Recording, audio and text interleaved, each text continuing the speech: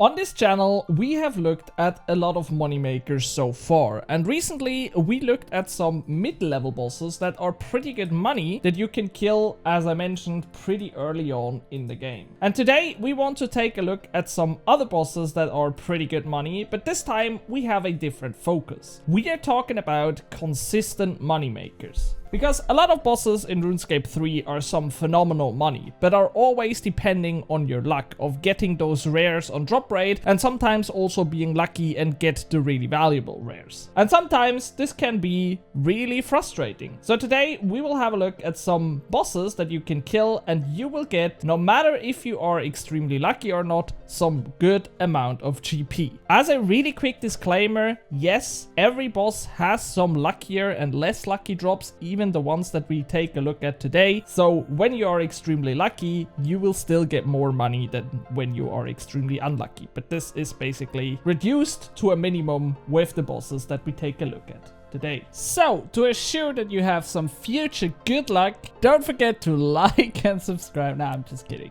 Enjoy the video. Okay, so let's see what we have on the list. We start out with a pretty low level boss. And the low level boss that we take a look at is actually the Queen Black Dragon. This boss is in the game for a pretty long time, and I have a sweet spot for this boss because it was my first boss that I think ever really farmed in the game. So therefore, I really like the fight. But today the topic is the money that you get, and QBD has a special loot table where she doesn't really have any rare drops. I mean, the most valuable drop that you have on her table is the Dragonic Visage with a chance of 1 in 109, which is 1.1 million coins. So even though not really valuable. And the real money you get from the boss is via Dragon Bones, Royal D Hides, Royal Bolts that you get every kill, some Sarah Brews or Super Restores, and then her commons like the Coin Drops, the Magic Logs, the U Logs, the Onyx Bowl Tips, etc. And when you are lucky, you even get a weapon piece, which only costs about 90k, I think, but can still be pretty cool to get. And yeah, all in all, this boss is not phenomenal money, but is easy to kill at a pretty low level, and depending on your kill time, will net profit somewhat between 2 and 4 mil per hour, pretty consistent. But as I mentioned, this is only interesting if you are not the highest level player already. Now let's take a look at some mid-level bosses, and here I have two candidates that are easy to farm and will print you some absolute GP. The first one is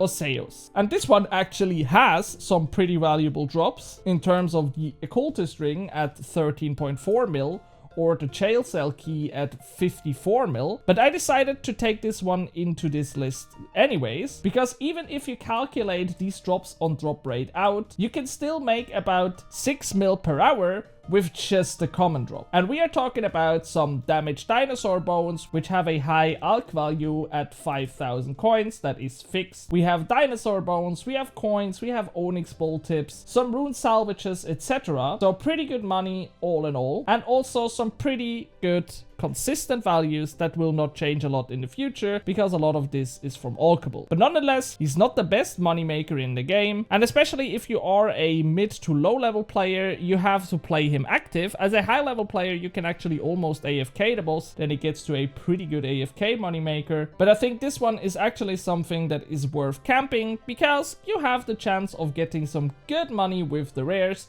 But even if you are not lucky, you still make some good profits. But the one mid-game boss that I would more recommend than Osseus is actually Kerapac. But this time, we are not talking about the hard mode, and rather just the normal mode Kerapac. Because this guy exists too, and he has some pretty insane common drops that will print you a lot of money. Yes, we have the Scripture of Jazz and the Greater Concentrated Blast Ability Codex as its rare. But these are actually not that valuable, sitting at 9.5 and 3.6 million GP at the moment, and are also pretty rare to get. But the real money per hour comes from Cannonballs, Primal Stone Spirits, Fire Battle Staffs, Royal D Hides, Dragonkin Bones, Hydrix Bowl Tips, Coins, Salvages, etc. So all these common, pretty valuable, pretty high alch value, and just pretty nice drops that you get guaranteed from every kill. So even if you are not lucky and don't get a Scripture of Jars or a greater concentrated blast on drop rate at all, we are talking about 13 million per hour just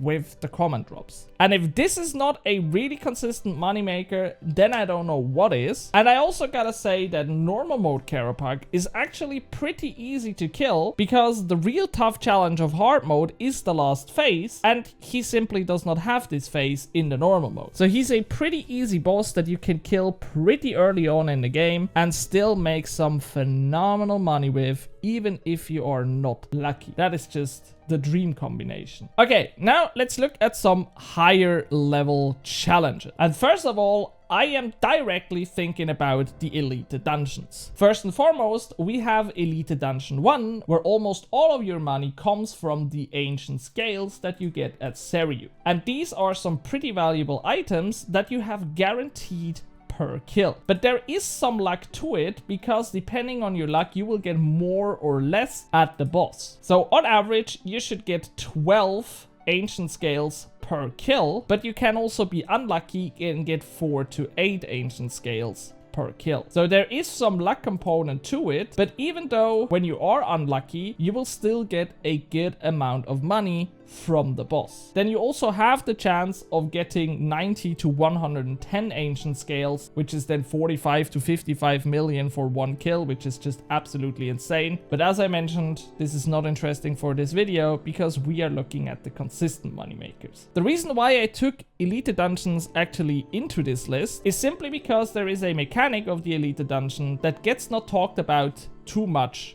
so far. We are talking about the Elite chests, because the Elite Dungeons 1 to 3 have a little mechanic that when you kill them in a row in the right order, that you will get a Elite chest in the end, or a Ultra Elite chest that contains the materials that you can farm in the Elite Dungeons themselves. So in this Elite chest, you have Ancient Scales, Dragonic Energies, and Blackstone Arrow Tips, which are all valuable materials that you get from the bosses throughout. So therefore, going into Elite Dungeons and then start at Seriu, go into the Dragonkin Laboratory and end up at Ambassador, will not only give you the chance of getting some insanely rare drops at the Dragonkin Laboratory and the Ambassador, and rather also be really consistent, because you will always get that Elite chest in the end, which is just a extra 1.2 to 3.2 mil on top. And if you are lucky and even get the Ultra Elite chest, you can even look at 5 to 7.5 million on top, just guaranteed, as you are cleaning the dungeon. So let that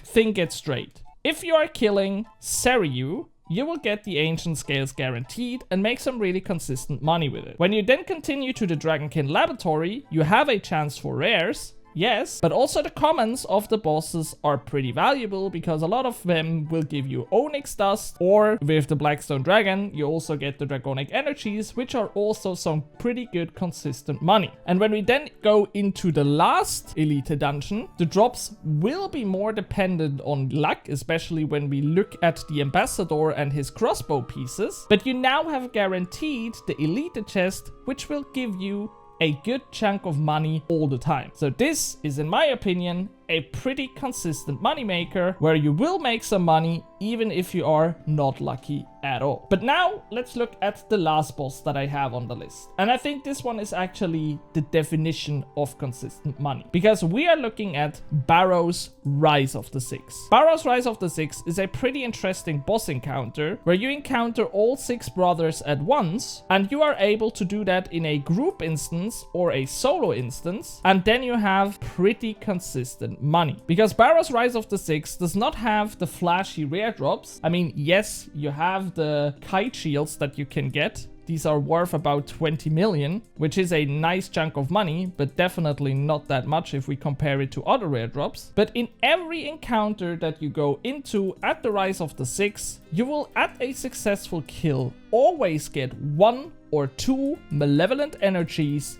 guaranteed. And a malevolent energy at the moment sits at 1.17 million, so is a phenomenal asset, especially when you think about that you get for every kill 1.17 to 2.3 million guaranteed. And a kill does not really take that long, because even when you go solo with some higher level necromancy gear, you can look at kill times like 1 to 1.5 minutes, and therefore make a lot of kills per hour. Sure, you have to run out of the dungeon, restart the instance, all that shenanigans. So I think solo, realistically, you look at about 20 to 30 kills per hour, which is still an insane 40 million per hour that you should farm with that kill amount. When you then have a friend that can take on the other side, or even you are in a group, you can increase this number by making more kills per hour effectively. And this is the beauty of this boss, because Rise of the Six does not punish you in any way if you are not going solo. So the boss does not get stronger if you are more people, and the loots don't get less if you are more people. You will just be faster because more people will help you at killing the boss, and therefore you will get more money per hour. And I think it's really sad that there are not more bosses like this, where being in a group does not punish you in any way, and therefore I think Rise of the Six is a phenomenal moneymaker, especially when you want to make some quick, consistent money. Okay, and there you have it. This is my list of bosses that I farm if I am looking for some consistent money. Let me know in the comments what your picks are for this topic. And now I hope I will see you guys in the next one. Have a great day and peace.